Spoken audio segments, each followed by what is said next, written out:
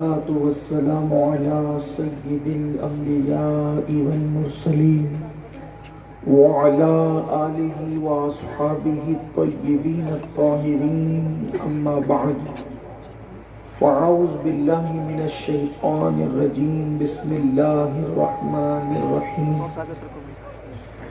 والحافظون لحدود الله وبشر المؤمنين صدق الله العظيم غوث اعظم بمنی بے سر و ساما مدد قبلہ دین مدد کعبہ ایمان مدد انتظار کرم تستمن عینی را اے خدا جو خدا بین و خدا دا مدد بگرداب بلا افتاد کشتی ضعیفانو شکستارات و پشتی بحق کے خواجہ عثمان ہارون مدد کن یا معین الدین چشتی مدد کن یا معین الدین چشتی مدد کن یا معین الدین چشتی منبر پر رونق افروز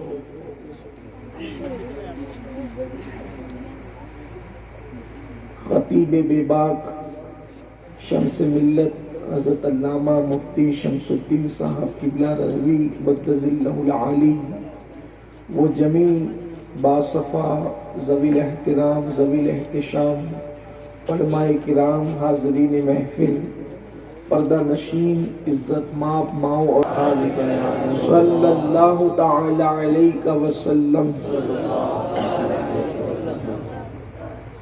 پھر کے گلی گلی تباہ ٹھوکریں سب کی کھائیں کیوں، پھر کے گلی گلی تباہ ٹھوکریں سب کی کھائیں کیوں، دل کو جو عقل دے خدا تیری گلی سے جائیں کیوں، رخصت قافلہ کا شور گشت سے ہمیں اٹھائے کیوں، سوتے ہیں ان کے سائے میں کوئی ہمیں جگائے کیوں، اور ہے تو رضا نرا ستم جرموں پہ گر لجائیں ہم، ہے تو رضا نرا ستم جرموں پہ گر لجائیں ہم، کوئی بجائے سوز غم ساز طرب بجائے کیوں، اور جان ہے عشق مصطفیٰ روز فضو کرے خدا، جس کو ہو درد کا مزہ ناز دوا اٹھائے کیوں۔ آج کی یہ محفل اصلاح عقائد و اعمال کے حوالے سے انعقاد پذیر ہے، اور مجھ سے پیشتر مجھ سے بہت بڑے بڑے اہل علم اہل تقوی اہل فکر و تدبر سے آپ نے ان کے خطابات اور ان کے ملفوظات سماعت فرما لیے ہیں۔ تھوڑی دیر آپ کی خدمت کے لیے حاضر ہوں۔ اللہ تبارک و تعالی مومنین سے ارشاد فرما رہا ہے، آگے کا جو مضمون ہے اس میں اللہ تبارک و تعالی نے آغاز بھی مومنین سے فرمایا ہے، ان اللہ اشتری من المؤمنین، وہاں سے یہ آیے کریمہ اختتام کی طرف آتی ہے اور وبشر المؤمنین پر اس کا اختتام ہوتا ہے۔ اللہ نے جن لوگوں سے جنت کا وعدہ کیا ہے اور جن کے مالوں کو اور جن کی جانوں کو جنت کے بدلے خرید لیا ہے، ان لوگوں کی پھر اللہ تبارک و تعالیٰ نے صفت بیان فرمائی کہ وہ اللہ کی راہ میں مرتے ہیں، اللہ کی راہ میں مارتے ہیں۔ اللہ نے ان سے وعدہ کیا ہے توریت میں، انجیل میں، قرآن میں۔ پھر اس کے بعد اللہ رب العزت ان کی صفات بیان کرتے ہوئے کہ وہ توبہ کرنے والے ہیں، وہ عبادت کرنے والے ہیں، وہ روزہ رکھنے والے ہیں، وہ اللہ کی حمد کرنے والے ہیں، وہ رکوع کرنے والے ہیں، وہ سجود کرنے والے ہیں، اور اخیر میں اللہ تبارک و تعالیٰ نے ان کی صفت بیان فرمانے کے بعد ان کو بشارت کا حکم عطا فرمایا، وَالْحَافِظُونَ لِحُدُودِ اللَّهِ، اور ان کی ایک شان یہ ہے، مومنوں کی ایمان والوں کی شان یہ ہے کہ وہ اللہ کی کھینچی ہوئی لکیر کو پار نہیں کرتے۔ مومن کی شان یہ ہے کہ اللہ نے جو ان کے لیے ایک حد بنائی ہے، محافظت اس کی وہ کرتے، اللہ کی حدوں کی حفاظت کرتے ہیں، اور انہی مومنوں کو بشارت دی گئی ہے، وَبَشِّرِ الْمُؤْمِنِينَ، جو اللہ کی حدوں کی حفاظت کرتے کرتے ہیں اللہ تبارک و تعالیٰ ان کو خوشخبری سناتا ہے، اللہ ان کو بشارت سناتا ہے۔ اب یہ جو خوشخبری ہے وہ صرف آخرت کی خوشخبری نہیں ہے۔ جب قرآن مطلق کوئی بات بیان کرے اور اللہ و رسول اس میں کوئی چیز کو خاص نہ کرے تو پھر وہ اپنے عموم پر قائم رہتی ہے۔ اللہ تبارک و تعالیٰ فرما رہا ہے وَبَشِّرِ الْمُؤْمِنِينَ، جو اللہ کی حدوں کی حفاظت کرتے ہیں ان کو خوشخبری سنا دی جائے۔ پتا چلا جو اللہ کی حدوں کی حفاظت کرے گا وہ زمین کے اوپر بھی خوش رہے گا، وہ زمین کے اندر بھی خوش رہے گا، اور وہ میدان محشر میں بھی خوش رہے گا، اور وہ اللہ کی جنتوں میں بھی خوش رہے گا۔ پتا چلا اگر مسلمان خوشیاں چاہتے ہیں تو اللہ کی حدوں کی حفاظت کرے، اللہ تبارک و تعالیٰ کی حدوں کی حفاظت کرے۔ میرے آقا صلی اللہ علیہ وآلہ وسلم کے دیوانوں، آج پوری دنیا خوشیوں کو ترس رہی ہے، آج پوری دنیا خوشیوں کو ترس رہی ہے۔ لوگوں کے ہونٹوں پہ تبسم نہیں، چہروں پہ ہوائیاں اڑ رہی ہے، چہروں پہ افسردگی ہے۔ اللہ اکبر، کروڑ پتی کے بنگلے میں جاؤ اس کا چہرہ بھی خوشیوں سے محروم ہے، غریب کے جھوپڑے میں آؤ اس کا چہرہ بھی خوشیوں سے محروم ہے، نوجوانوں کے پاس جاؤ اس کا چہرہ بھی خوشیوں سے محروم ہے، کسی بوڑھے کے پاس جاؤ اس کا چہرہ بھی خوشیوں سے محروم ہے، ایک عورت کے پاس جاؤ اس کا چہرہ بھی خوشیوں سے محروم ہے، ایک بچی کے پاس جاؤ، کسی طالب علم کے پاس جاؤ، خوشیاں چھن گئی ہے، خوشیاں روٹ گئی ہے۔ اور جہاں تک اللہ اکبر پوری دنیا کا جائزہ لے، میں سمجھتا ہوں کہ دنیا کے حالات اہل منبر سے زیادہ جو میرے بھائی میرے سامنے بیٹھے ہیں وہ جانتے ہیں، اس لیے کہ وہ نیوز بھی دیکھتے ہیں، الیکٹرانک میڈیا اور پرنٹ میڈیا سے ان کا تعلق ہے۔ آپ مجھے بتائیں نا زمین کا کون سا خطہ ہے جہاں پر خوشیاں کھیل رہی ہوں کسی کے آنگن میں، جہاں خوشیوں کے پھول کھل رہے ہوں؟ نہیں۔ اللہ اکبر، اللہ اکبر۔ زمین کوئی بھی ہو، نام نہاد اگر اسلامی حکومتوں کے دعوے دار کہیں پر ہیں تو وہاں آپ دیکھیں وہاں بھی لوگ روٹی کو ترس رہے ہیں، جو مسلمان نہیں ہیں وہ بھی قوم کو روٹیوں کو ترسا رہے ہیں۔ ایسے حالات میں خوشیاں آئے گی کیسے؟ اللہ کا قرآن کہہ رہا ہے، میرے آقا صلی اللہ علیہ وسلم کے دیوانوں، اگر قرآن کو اللہ کی کتاب مانتے ہو اور یقیناً مانتے ہو تو اللہ نے جو کہہ دیا وہ حق ہے، اس کا یقین کر لو۔ اللہ کی حدوں کی حفاظت کرو، اللہ تمہیں خوشیاں عطا کرے گا، اس لیے کہ خوشیاں کسی لیڈر کے بس میں نہیں، خوشیاں کسی مالدار کے بس میں نہیں، خوشیاں کسی تاجدار کے بس میں نہیں۔ میرا اللہ جسے خوشی عطا کرتا ہے بس دنیا میں وہی خوش رہتا ہے، اور باقی کسی کو خوش رہنے کا حق نہیں ہے۔ میرے پیارے آقا صلی اللہ علیہ وسلم کے دیوانوں، اب یہ اللہ کی حدیں کیا ہے اور اللہ کی حد کو توڑنا کیا ہے؟ اللہ کی حد یہ ہے کہ اللہ نے جس کو حلال کر دیا اس کو حلال جانو اور اتنا ہی استعمال کرو، اور اللہ نے جس کو حرام کر دیا اس کو حرام جان کر اس سے بچنے کی کوشش کرو۔ یہ اللہ کی حد ہے۔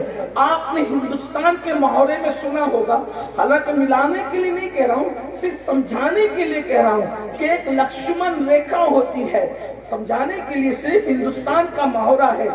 آپ نے یہ بھی سنا ہوگا اس لکشمن ریکھا کو جب تک کسی نے پار نہیں کیا، میں نام نہیں لوں گا لیکن آپ کو یہ محاورہ پتا ہوگا کہ لکشمن ریکھا کو جب تک کسی نے پار نہیں کیا وہ خاتون محفوظ رہی دشمن کے ہاتھ سے۔ جب اس نے لکشمن ریکھا کو پار کیا تو دشمن اٹھا لے گیا، اور جو مشکلات اس کے لیے تھی اس کی ایک طویل داستان ہے کہ داستان بیان کرنے والا بھی حیران ہے اور داستان سننے والے بھی حیران ہیں۔ اب یہ داستان کہاں تک حقائق پر مبنی ہے یہ تو لوگ جانے، مجھے اس کی کوئی بات نہیں، اس پہ کوئی تبصرہ نہیں کرنا، لیکن اللہ نے بھی ایک جو ہے وہ ریکھا قائم کی ہے، ایک لکیر قائم کی، ریکھا کہتے ہیں لکیر کو، ایک لکیر قائم کی ہے کہ مومنوں کو اسی حد میں رہنا، اس حد سے باہر نہیں نکلنا۔ اگر تم اس حد سے باہر نکلو گے تو تمہارا جو دشمن ہے شیطان، تمہارا جو دشمن ہے نفس، وہ تمہیں اچک لے گا اور پھر وہ تمہیں تباہ کرے گا، وہ تمہیں برباد کرے گا۔ اس حد کے اندر رہو۔ آپ سے میں پوچھنا چاہتا ہوں، ہماری ترقی کا راز اللہ کی قائم کی ہوئی حد کے اندر رہنا ہے، اللہ کی بنائی ہوئی ریکھا کے اندر رہنا ہے، لیکن ہم اس کا کتنا خیال کرتے ہیں؟ اسی حد کو توڑنے کا نام گناہ ہے، اسی ریکھا کو پار کرنے کا نام گناہ ہے۔ اب آج کے میں آپ کو بتاؤں میرے پیارے آقا صلی اللہ علیہ وآلہ وسلم کے دیوانوں، آج پوری دنیا کے اندر دیکھیے گا میری بات، اگر میں وقت رہا تو آخری تک اپنی بات کر سکوں گا تاکہ آپ کی بات سمجھ سکے۔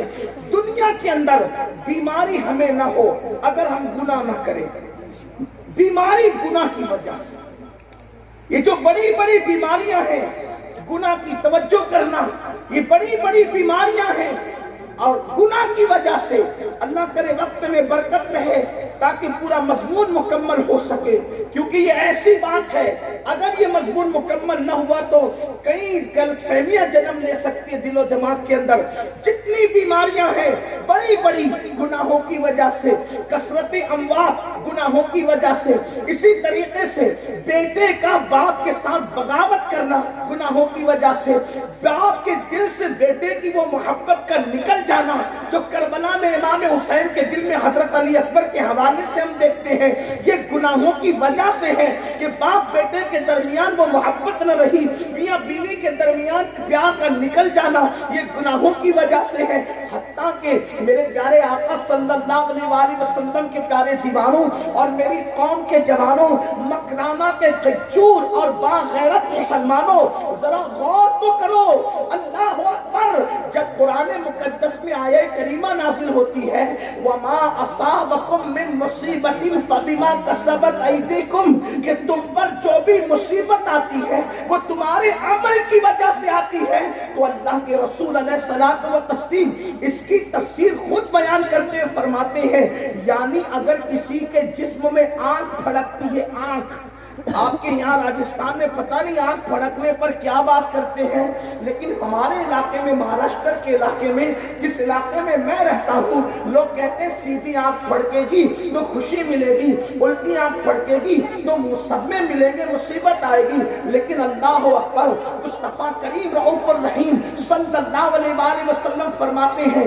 حدیث پاک کا مفہوم ہے، تمہاری جو رگ پھڑکتی ہے وہ تمہارے گناہوں کی وجہ سے، جو تمہارے جسم کے حصے پھڑکتے ہیں وہ تمہارے گناہوں کی وجہ سے، حتیٰ کہ جب تم چلتے چلتے لڑکھڑا جاتے ہو وہ گناہوں کی وجہ سے، تمہیں ٹھوکر لگتی ہے گناہوں کی وجہ سے۔ میرے پیارے آقا علیہ الصلوۃ والتسلیم کے پیارے دیوانوں، جو تم ذہنی دباؤ اور ٹینشن کا شکار ہوتے ہو وہ گناہوں کی وجہ سے۔ آپ حیران ہوں گے کیا یہ گناہ، ہم تو یہی سوچتے رہے کہ گناہ کریں گے تو قیامت میں عذاب ہوگا اور جہنم کا عذاب ہوگا۔ سن لو، اپنے دل و دماغ کے اندر یہ فکر لے کر بیٹھنے والوں کہ قیامت کے دن ہی تمہارے گناہوں پر عذاب ہوگا، نہیں، بلکہ میرا اللہ فرماتا ہے کہ ہم دنیا میں تمہیں عذاب کی جھلکیاں دیں گے تاکہ مجرموں کو پتہ چلے جب جھلکیوں کا یہ عالم ہے تو حقیقت عذاب کا عالم کیا ہوگا۔ اس لیے دنیا ہی سے سزا کی جھلکیاں شروع ہو جاتی۔ اس کا مطلب اگر ہم گناہ نہ کریں تو ہماری آنکھ نہ پھڑکے، آنکھ نہیں پھڑک سکتی، ہم چلتے چلتے لڑکھڑا نہیں سکتے۔ اور داتا صاحب رحمت اللہ علیہ تو یہاں تک فرماتے، داتا علی حجویری رحمت اللہ علیہ، کہ میرے مرشد نے مجھ سے کہا بیٹا اگر انسان گناہ نہ کرے تو اس کے کپڑے بھی کبھی میلے نہیں ہوں گے۔ گناہ کو لوگ سمجھتے کیا ہیں، اور پھر سماج کے اندر گناہ گناہ اور گناہ، کتنے گناہوں کا تذکرہ کیا جائے، وقت نہیں، اور نہ میں اس وقت گناہوں کا تذکرہ کرنا چاہتا ہوں، میں صرف یہ عرض کرنا چاہتا ہوں کہ گناہ کوئی بھی ہو، کوئی گناہ ہو، کوئی، جہاں گناہ ہے وہاں فنا ہے۔ سیدنا فاروق اعظم رضی اللہ تعالیٰ عنہ فرماتے، لوگ چھوٹے بڑے گناہوں کی تخصیص کرتے، مجھے تو بس اتنا سمجھتا ہے کہ جو گناہ کرتا ہے اللہ اس سے ناراض ہو جاتا ہے اور رسول اللہ کا دل اس سے دکھ جاتا ہے۔ اب اگر انسان کو اس کے گناہ پر کوئی سزا نہ بھی دی جائے تو اللہ کی ناراضگی سے بڑھ کر کون سی سزا ہے؟ رسول اللہ کے دل کے دکھنے سے بڑھ کر کون سی سزا ہے؟ تو میرے آقا صلی اللہ علیہ وسلم کے دیوانوں، انسان کوئی گناہ کرے، یہ ٹھوکروں کا لگنا، یہ لڑکھڑانا، یہ آنکھوں کا پھڑکنا، اور اب اس کے بعد علامہ ایک گفتگو کر رہے تھے، ذرا میں مشکات شریف کے حوالے سے علامہ کی گفتگو سے فیض حاصل کرتے ایک بات اور عرض کروں۔ اللہ کے حبیب مصطفیٰ جان رحمت صلی اللہ علیہ وآلہ وسلم فرماتے ہیں، مشکات شریف کی حدیث ہے جس کو اپنے الفاظ کے جامع میں اس کا مفہوم پیش کر رہا ہوں، کہ اللہ کے حبیب غیر دا نبی صلی اللہ علیہ وآلہ وسلم فرماتے ہیں کہ میرے اللہ نے فرمایا کہ میں بادشاہوں کا بادشاہ ہوں۔ اللہ فرماتا ہے میں بادشاہوں کا بادشاہ ہوں۔ میں اپنے لوگوں کو کبھی نہیں کہتا کہ میری بات کو سبحان اللہ کہ میری عادت نہیں، اس لیے کہ میں جو ہے غیرت عشق کے خلاف سمجھتا ہوں، لیکن اللہ اپنی تعریف خود بیان کر رہا ہے تو ایک بار آپ اللہ کی تعریف بھی بیان کر دے۔ اللہ فرماتا ہے کہ میں بادشاہوں کا بادشاہ ہوں۔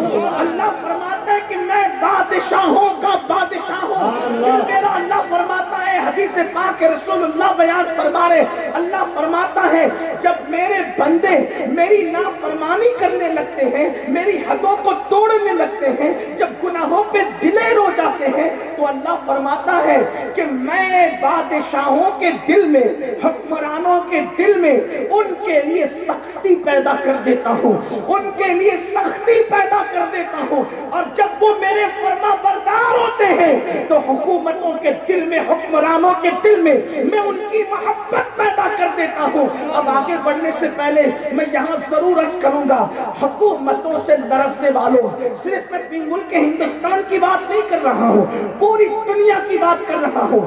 حکمرانوں سے لرزنے والوں، حکومتوں سے لرزنے والوں، اگر تمہارے لیے کسی نے رویہ سخت کر لیا ہے تو 1450 سال پہلے مصطفیٰ جان رحمت فرما رہے ہیں، یہ اللہ فرماتا ہے جب تم میری نافرمانی کرو گے تو میں حکمرانوں کے دل میں تمہارے لیے سختی پیدا کر دوں گا، تمہارے لیے عداوت پیدا کر دوں گا، پھر اسی طریقے سے قانون بنتے رہیں گے، تمہیں نکالنے کے منصوبے بنتے رہیں گے، تمہیں ذلیل کرنے کے منصوبے بنتے رہیں گے، تمہیں رسوا کرنے کے منصوبے بنتے رہیں گے۔ یاد رکھو، اللہ اکبر، میرے آقا صلی اللہ علیہ وسلم کے دیوانوں، کون سی نافرمانی ہے جو ہم نے چھوڑ دی ہے، کون سا گناہ ہے جو ہم نے چھوڑ دیا ہے؟ میرے آقا صلی اللہ علیہ وسلم کے دیوانوں، آج ایک فقیر کی صدا تمہارے دلوں پہ اللہ کرے دستک دے لے، نیند سے اٹھنے سے لے کر سونے تک ہم تو گناہ ہی کرتے رہتے ہیں، ہم تو جرائم ہی کرتے رہتے ہیں، نیند سے اٹھے تو گناہ کرتے کرتے، سوئے تو گناہ کرتے کرتے۔ آپ دیکھو، مسلم معاشرے میں شراب موجود، مسلم معاشرے میں زنا موجود، مسلم معاشرے میں عیاشی موجود، مسلم معاشرے میں بد نظری موجود، مسلم معاشرے میں پاپ موجود، مسلم معاشرے میں حرام کھانا موجود، مسلم معاشرے کے اندر جھوٹ بولنا موجود۔ یہ ساری چیزیں سب مسلمان ایسے، میں یہ نہیں کہتا سارے ایسے، یہ نہیں کہتا، لیکن اللہ اکبر، میرے آقا علیہ الصلوۃ والتسلیم نے فرمایا جس نے نماز چھوڑ دی اس نے کافروں جیسا کام کیا۔ فرمایا میرے آقا علیہ السلام نے، یہ حدیث مبارکہ کے مفاہیم پیش کر رہا ہوں، فرمایا جس نے نماز چھوڑ دی وہ کافروں جیسا کام کر رہا ہے۔ فرمایا جو جھوٹ بولے وہ مومن نہیں ہو سکتا، کیونکہ جھوٹ تو منافق بولتے ہیں، جو وعدہ خلافی کرے وہ منافق ہے۔ آپ سے پوچھتا ہوں کتنی مرتبہ وعدہ خلافی ہوتی ہے؟ اللہ اکبر، بلکہ مسلمانوں کا تو گناہوں پہ دلیر ہونے کا عالم یہ ہے کہ اللہ کی رضا کچھ نہیں، معاذ اللہ، سب کچھ انسان کی خوشی ہو گئی، زبان نہیں کہہ رہی، عمل کہہ رہا۔ مثال کے طور پہ اللہ نے کہا جھوٹ نہیں بولنا، ٹھیک، دوست کو فون کرتا ہے، یار تو کہاں ہے؟ 10 بجے آنے کا بولا تھا، آیا نہیں۔ کون فون کر رہا ہے؟ دوست۔ کیا بول رہا ہے؟ یار میں گھر سے نکل چکا ہوں، تھوڑی دیر میں پہنچتا ہوں۔ آپ سے پوچھتا ہوں، دوست کی خوشی کے لیے اللہ کو ناراض کر دے؟ آپ نے ترجیح کس کو دی؟ عملی طور پر، زبانی طور پہ نہیں، عملی طور پر خالق کو دی کہ مخلوق کو؟ حق تو یہ تھا واللہ ورسولہ احق ان یرضوہ، اللہ اس کا رسول زیادہ حقدار ہے اس بات کے کہ ان کو راضی کیا جائے۔ لیکن ہائے رے مسلمان، جس اللہ نے تجھے روزی دی، جس اللہ نے تجھے پیدا کیا، جس اللہ نے تجھے سانسیں دی، جس اللہ نے تجھے اعضاء دیے، جس اللہ نے تیرا وجود بنایا، جس اللہ نے تجھ پہ کرم کی برسات کی، جس اللہ نے تیرے عیبوں پہ پردے ڈالے، تیرے جرائم پہ پردے ڈالے، جس اللہ نے تجھے مشفق و مہربان ماں باپ عطا کیے، اس اللہ کو تو ناراض کر رہا ہے ایک دوست کے لیے، جبکہ وہ مکار اتنا بدبخت ہے کہ اگر تیرا ایک عیب دیکھے تو چار کو بولتا پھرے، اور وہ اللہ جس نے تیری ساری زندگی کے عیبوں پہ پردے ڈالے، تو اس اللہ کو ناراض کر رہا ہے ایک دوست کے لیے۔ وہ دوست جو تیرے مرنے کے بعد تیرے جنازے میں بھی شریک ہونے کے لیے نہ آئے، تو اس کے لیے اللہ کو ناراض کر رہا ہے۔ مجھے بتاؤ مسلمانوں، ہم دین پر ہے کہاں؟ ہم شریعت پر ہے کہاں؟ ہم نے اللہ کی رضا اور ناراضگی کو کوئی اہمیت ہی نہیں دی، معاذ اللہ، ہم نے کچھ سمجھا ہی نہیں۔ اللہ اللہ، ارے ان کی زندگیاں یاد کرو تو مجھے حیرت ہوتی ہے، جنہوں نے جانیں دے دی لیکن کبھی جھوٹ بولنا گوارا نہیں کیا، جنہوں نے جانیں دے دی لیکن کبھی حرام کھانا گوارا نہیں کیا، جو فاقہ کشی کرتے رہے لیکن اللہ کی نافرمانی نہیں کرتے رہے۔ اللہ اکبر۔ آپ جانتے ہیں حضرت سیدنا خباب، کہاں دوست کے لیے جھوٹ بولنے والوں، اللہ کو ناراض کرنے والوں اور اس کو گناہ بھی نہ سمجھنے والوں۔ حضرت خباب نے جب اسلام قبول کیا تو آپ کے قبول اسلام کے بعد ایک عورت کے آپ غلام تھے، اس نے کہا محمد عربی کو چھوڑ دیا، آپ نے فرمایا نہیں چھوڑیں گے۔ تو اس نے کیا کہ پتہ ہے ابھی تجھے چھڑواتی ہوں محمد عربی کا دامن۔ اس نے ایک لوہا آگ میں ڈالا، گھنٹوں اس میں گرم کیا، گھنٹوں، اور چمڑے سے پکڑا اور پکڑ کر کہا اب بھی نہیں چھوڑے گا، کہ نہیں۔ تو حضرت خباب کے سر پر وہ گرم گرم لوہے کی سلاخ رکھتی، کیا کیفیت ہوئی ہوگی اس کا تصور کریں، کیا کیفیت ہوئی ہوگی اس کا تصور کریں۔ ایک طرف وہ تکلیف ہے اور دامن رسالت چھوڑنے کو تیار نہیں، اور دوسری طرف چھوٹے چھوٹے لوگوں کے لیے دین سے بیزاری، دین سے دوری۔ تو عرض یہ کر رہا تھا کہ اللہ کے رسول علیہ الصلوۃ والتسلیم فرماتے جب تم نیکی کرتے ہو تو اللہ حکمرانوں کے دل میں تمہاری محبت ڈال دیتا ہے، تمہارے لیے نرمی ڈال دیتا ہے، اور جب تم گناہ کرتے ہو تو حکمرانوں کے دلوں میں تمہارے لیے سختی پیدا کر دیتا ہے۔ اور اللہ پاک اس کا حل خود ہی بتا رہا ہے۔ یہی تو حدیث کا کمال ہے، حدیث صرف رونا نہیں رلواتی، حدیث رونے رلانے کی بات حالات پر نہیں کرتی، حدیث حل پیش کرتی۔ ہم بہت روتے ہیں، یہ ہو رہا ہے وہ ہو رہا ہے، حل کیا ہے وہ بتاؤ۔ حدیث نے حل پیش کی۔ مصطفیٰ جان رحمت فرماتے اللہ نے فرمایا کہ جب نافرمانوں کے لیے سختی پیدا کرتے حکمرانوں کے دل میں اور فرما برداروں کے لیے نرمی پیدا کرتے ہیں حکمرانوں کے دل میں، تو اگر تم ان حکمرانوں کو منانا چاہو، اب اپنے الفاظ کے جامع میں عرض کر رہا ہوں، گویا کہ ان کے تلوے چاٹ کر ان کو راضی کرنا چاہو، ان کے پیر پکڑ کر ان کو راضی کرنا چاہو، ان کی چاپلوسی کر کے ان کو راضی کرنا چاہو، اس سے تمہارا کچھ نہیں بنے گا۔ اللہ فرماتا ہے اگر ایسے وقت میں حالات بدلنا ہے تو تمہیں دو کام کرنا ہوگا، گناہوں کو چھوڑو اور میری بارگاہ میں گڑ گڑانا شروع کرو، میں تمہارے حالات بدلنا۔ نعرہ تکبیر، نعرہ رسالت، مسلک اعلی حضرت علماء اہل سنت علامہ سید عبد القادری صاحب قبلہ، نعرہ تکبیر، نعرہ رسالت۔ گناہ چھوڑے بغیر حالات بدل نہیں سکتے، اللہ کی بارگاہ میں گر گرائے بغیر حالات بدل نہیں سکتے۔ میں کہتا ہوں نادان انسان اپنے جیسے انسان کے پاس گڑ گڑانے کی بجائے اللہ کی بارگاہ میں گڑ گڑا، اس لیے کہ اوروں کے پاس گڑ گڑائے گا تو تیری عزت چلی جائے گی، یار کے پاس گڑ گڑائے گا تو تیری بلندی تجھے نصیب ہوگی، تجھے مقام نصیب ہوگا۔ اور یاد رکھنا نعمتیں بھی چھنتی ہے تو گناہوں کی وجہ سے۔ اگرچہ ہم اہل سنت انبیاء کرام کی طرف گناہ کی نسبت کو حرام تصور کرتے ہیں، مطلقاً خطا کی نسبت کو بھی حرام تصور کرتے ہیں، ہم تو عشق و محبت کا مسلک رکھتے ہیں، اس لیے ہم انبیاء کرام کے حوالے سے احادیث میں جو بات آئی ہے اس کو احتیاطاً لغزش پیغمبرانہ تصور کرتے ہوئے اور تعبیر کرتے ہوئے بتاتے ہیں۔ سن لو میری اور آپ کی اوقات کیا ہے۔ اللہ اکبر۔ استاد المحدثین ارشاد فرماتے ہیں کہ حضرت داؤد علیہ السلام جب بھی اللہ کی کتاب زبور کی تلاوت کرتے تھے تو جنگل کے وحشی جو ہے وہ جنگل سے نکل کر آ کر سنتے تھے، پرندے اڑتے اڑتے رک جاتے تھے۔ کب؟ جب جناب داؤد جو ہے تلاوت کرتے تھے زبور کی، اتنی ایسی آواز میں حسن تھا، ایسی خوبصورتی تھی۔ ایک دن حضرت داؤد نے محسوس کیا کہ پہلے جو معاملہ تھا آواز کے حسن کا، صاحب بستان العارفین اس کو لکھ رہے ہیں، میں آپ کو ان کے حوالے سے۔ داؤد علیہ السلام محسوس کرتے ہیں کہ وہ پرندوں کا رک جانا، وہ وحشی درندوں کا جنگل چھوڑ کر میری آواز کو سن کر زبور کے سننے کے لیے آنا اب وہ نہیں ہو رہا ہے۔ تو اللہ سے اس کی مولا میری آواز میں وہ جو تاثیر تھی، وہ جو اثر تھا، میں وہ اب نہیں دیکھتا، اس کی وجہ کیا ہے؟ تو اللہ نے فرمایا داؤد کیا تم سے ایک لغزش پیغمبرانہ نہ ہوئی؟ کیا تم سے ایک لغزش پیغمبرانہ نہ ہوئی؟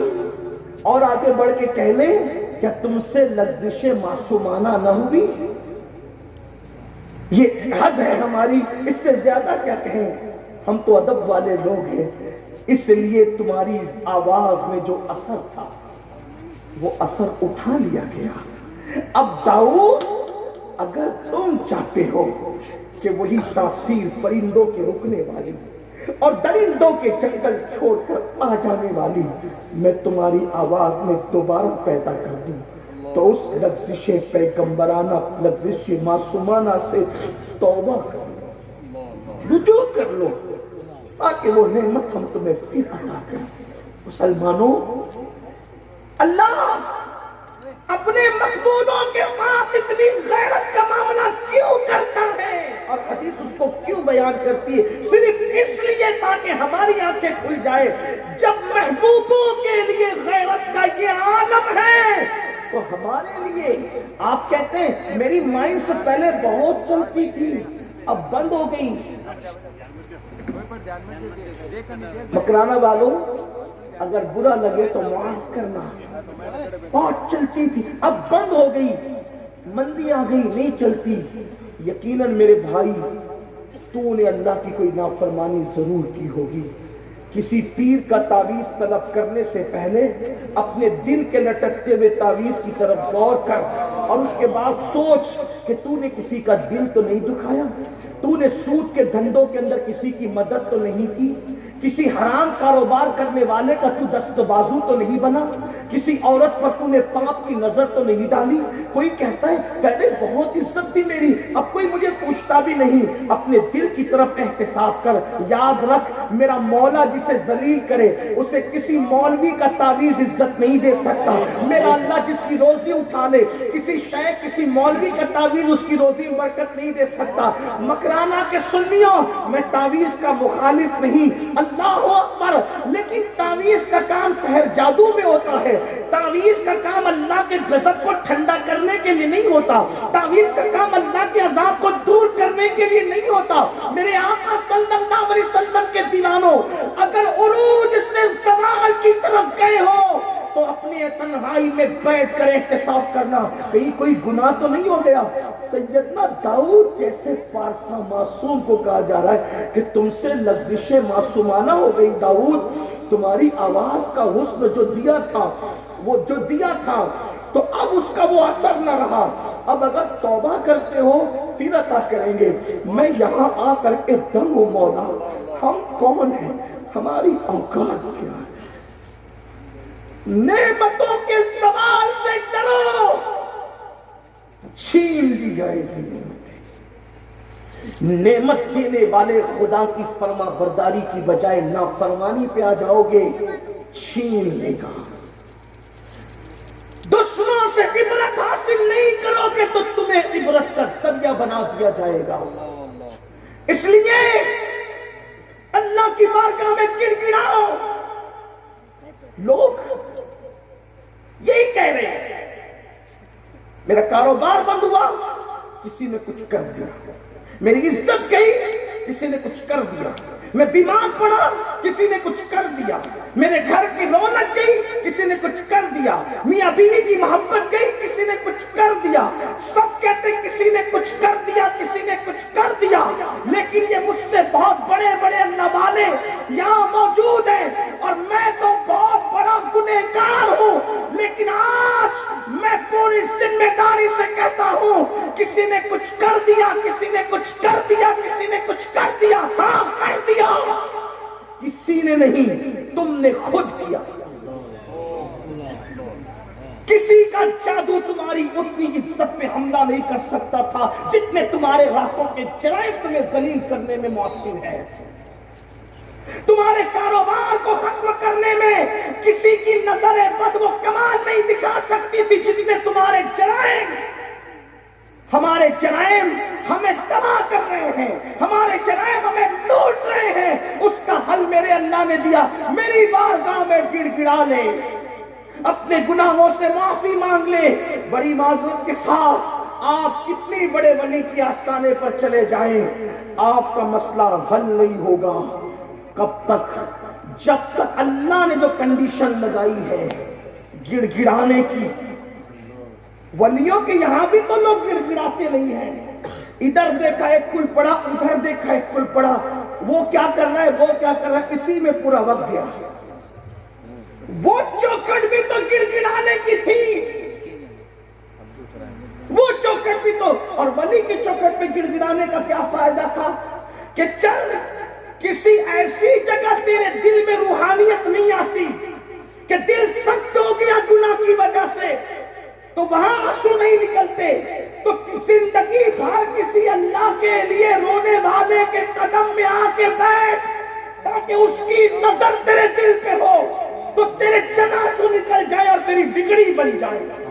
اس لیے کہ مجھے کوئی ولی نظر نہیں آتا جو اللہ کے لیے رونے والا نہ ہو، مجھے کوئی ولی نظر نہیں آتا جو اللہ کے لیے آہو بکا کرنے والا نہ ہو۔ اللہ اکبر، ہر چیز کا ایک نصاب ہے، اور اللہ کی دوستی کے نصاب میں پہلا سبق یہ ہے جب تک اللہ کے لیے روئے گا نہیں، گڑ گڑائے گا نہیں، اللہ کی دوستی کو حاصل کر ہی نہیں سکتا۔ اس لیے محمد رسول اللہ سے لے کر اپنے گلی کے پیر تک کے لیے دیکھ لو، جو سچا ہو وہ یقیناً راتوں کو روتا نظر آئے گا، وہ گڑ گڑاتا نظر آئے گا، وہ آہیں بھرتا نظر آئے گا۔ اور یاد رکھنا، جو اللہ کے لیے روتا ہے پھر کبھی اس کو دنیا کے لیے رونے کی ضرورت پیش نہیں آتی، اس کو دنیا کے لیے رونے کی نوبت پیش نہیں آتی۔ گڑ گڑا لو نا، آؤ، اس میں بہت فائدہ ہے۔ جس کی بارگاہ میں انبیاء گڑ گڑاتے ہوں، جس کی بارگاہ میں صحابہ گڑ گڑاتے ہوں، جس کی بارگاہ میں اولیاء گڑ گڑاتے ہوں، اس کی بارگاہ میں ہم نہیں گڑ گڑاتے۔ اور یاد رکھنا، جس دن مسلمان اللہ کے یہاں گڑ گڑانے لگے گا، پوری کائنات اس کے قدموں میں گڑ گڑائے گی، وہ کہیں نہیں گڑ گڑائے گی۔ جو تیرے در سے یار پھرتے ہیں، در بدر یوں ہی خواہ، آؤ اللہ کی چوکھٹ پکڑ لو۔ جس قوم کو فلمیں دیکھنے کے لیے 3 گھنٹے کا ٹائم ہو اور 10 منٹ کے لیے اللہ کے سجدے کا ٹائم نہ ہو، جس قوم کو دوستوں کے پاس بیٹھنے کے لیے پوری پوری رات توفیق ہے، اور فجر کی نماز کے لیے اس کے پاس وقت نہیں۔ وہ کون کیسے اپنے مسائل کا حل تلاش؟ ہمارے مسائل کا حل قرآن و سنت میں ہے، اگر چاہتے ہو، ورنہ ایسے ہی ٹھوکریں کھاتے رہو، عامل آپ سے پیسے لوٹتے رہیں گے، بابا لوگ آپ کا استحصال کرتے رہیں گے، حتیٰ کہ تم پنڈتوں کے پاس بھی جا کر کے اپنی دولت کو داؤ پہ لگا دو گے۔ یاد رکھنا تم سب یہ کرو گے، لیکن تمہارے مسئلے کا حل نہیں ہوگا۔ ایک فقیر، میں کوئی ولی نہیں، کوئی عالم نہیں، کوئی خطیب نہیں، کوئی ادیب نہیں، کوئی پڑھا لکھا آدمی نہیں، غوث پاک کی چوکھٹ کا ایک ادنا سا فقیر ہوں، اور دل سے صدا لگا رہا ہوں، اگر واقعی مسئلے کا حل چاہتا ہے اللہ کے یہاں گڑ گڑا کے دیکھ، اس سے بڑھ کر بات کہہ دوں، ارے یہ تیرے مسائل کیا ہے؟ اگر تو اللہ کے یہاں صحیح معنی میں گڑ گڑا لے تو اللہ مردے میں بھی جان پیدا کر دے گا۔ نعرہ تکبیر، نعرہ گڑ گڑانے والا وہ دل چاہیے، گڑ گڑانے کا وہ انداز چاہیے، آہو بکا کا وہ انداز چاہیے۔ میں کوئی نیک آدمی نہیں، پھر کہتا ہوں میں کوئی نیک آدمی نہیں، آپ نے عزت سے یہاں بٹھایا، آپ کا احسان ہے، میرے اللہ کا کرم ہے کہ آپ نے بٹھا دیا بولنے کے لیے، ورنہ ہمیں حق ہی نہیں ہے اصلاح کا، ہم ہیں کچھ نہیں۔ مگر یاد رکھیے، ہم نے دیکھا تاریخ کے اوراق الٹ کر۔ اچھا یہ بھی بات آپ کو بتا دو، یہ جو عوام میں غلط نہیں، مولانا آپ تو مولانا ہو، آپ سید صاحب ہو، آپ دعا کریں، ہم گنہگار ہیں، ہم کیا دعا کریں؟ کیا بولی بول رہے ہو؟ کیا خدا صرف اہل تقوی کا رب ہے؟ کیا خدا صرف زاہدوں کا رب ہے؟ واللہ جب میں دعا کرتا ہوں تو پھر اس ناز سے کرتا ہوں کہ مولا میں اگرچہ زاہد نہیں، عابد نہیں، متقی نہیں، لیکن مجھے یقین ہے جیسے تو زاہدوں کا رب ہے ویسے تو مجھ گنہگار کا بھی رب ہے۔ اور لوگوں سے کہتا ہوں دعا کی قبولیت کے لیے نیک ہونا ضروری نہیں ہے، دعا کی قبولیت کے لیے اللہ پہ یقین ہونا ضروری ہے۔ یقین سے رشتہ جڑا ہو، یقین سے پکار۔ بلکہ ایک بات تو صوفیہ تو یہاں تک کہتے ہیں جب نیک پکارتے ہیں اللہ تو ایک بار کہتا ہے لبیک یا عبدی، میں حاضر ہوں میرے بندے، اور جب کوئی پاپی گنہگار ہم جیسا پکارتا ہے تو 3 بار کہتا ہے لبیک یا عبدی، لبیک یا عبدی، لبیک یا عبد۔ صوفیہ کہتے ہیں کہ فرشتے پوچھتے مولا نیک نے پکارا تو 1 بار اور پاپی نے پکارا تو 3 بار۔ جواب آتا ہے نیک پکارتا ہے تو کہیں نہ کہیں گوشے خیال میں اپنی نیکیوں کا تصور رہتا ہے، اور جب پاپی پکارتا ہے تو اس کے خیال میں صرف میری رحمتوں کا تصور رہتا ہے۔ اللہ کو کیوں بھولے بیٹھے ہو؟ کوئی ہم سے اتنا پیار نہیں کرتا جتنا میرا اللہ کرتا ہے۔ گڑ گڑاؤ